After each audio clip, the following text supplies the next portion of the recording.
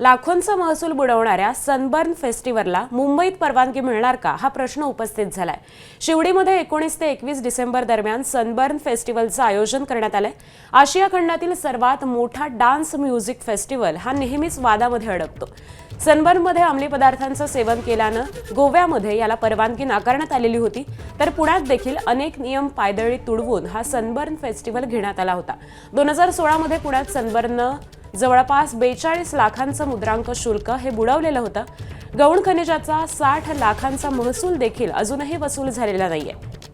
तर प्रचंड महसूल बुडवून देखील सनबर्न फेस्टिव्हलला सरकार मेहरबान ठरणार का हा सवाल आहे।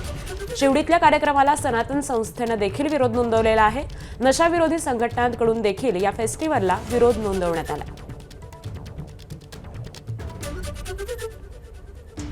तर दरम्यान शिवडी डॉकयार्ड इथं ज्या परिसरामध्ये हा फेस्टिव्हल होणार आहे तिथूनच आढावा घेतला आहे आमचे प्रतिनिधी सूरज सावंत यांनी। पाहूयात।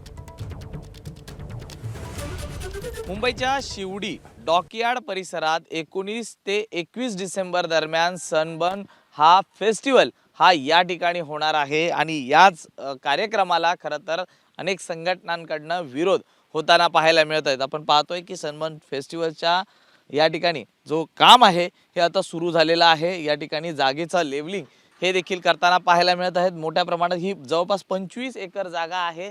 या ठिकाणी हा सर्वात मोठा फेस्टिवल हा या ठिकाणी होणार आहे। खरं तर हाच फेस्टिवल पुण्यात देखील मागच्या वर्षी झाला होता।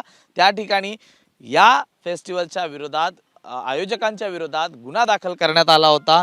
42 लाख रुपये जे मुद्रांक शुल्क आहे हे या आयोजकांनी चुकवलेलं होतं, भरलेलं नाहीये। त्याचबरोबर ती 60 लाख जे गौण खनिज असतं ते या ठिकाणी काढण्यात आलं होतं। त्याचे 60 लाख हे न भरल्या कारणाने तो देखील दंड आकारण्यात आला होता।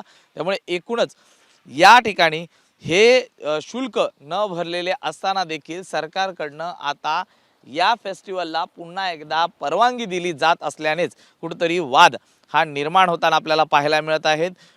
डॉकयार्डच्या इकडनं या फेस्टिवलसाठी परवानगी देण्यात आल्याची माहिती मिळत आहे, तर दुसरीकडे मुंबई पोलिसांकडे अद्याप हे परमिशनसाठी गेलेलं नाही आहे। आणि कारण गोव्याच्या सरकारने जो फेस्टिवल तिकडे होत होता त्यावेळी त्याला बंदी आणली आणि त्यानंतर हा फेस्टिवल आता मुंबई महाराष्ट्रात आणि आता 19 ते 21 डिसेंबर दरम्यान शिवडी या ठिकाणी होणार आहे। त्यामुळे अनेक प्रश्न या फेस्टिवल बाबत उपस्थित केले जात असताना सरकार याला परमिशन देते का हे पाहणं महत्त्वाचं राहणार आहे। व्हिडिओ जर्नलिस्ट विनय राजभरसह मी सूरज सावंत, एबीपी माझा, मुंबई। एबीपी माझा, उघडा डोळे बघा नीट।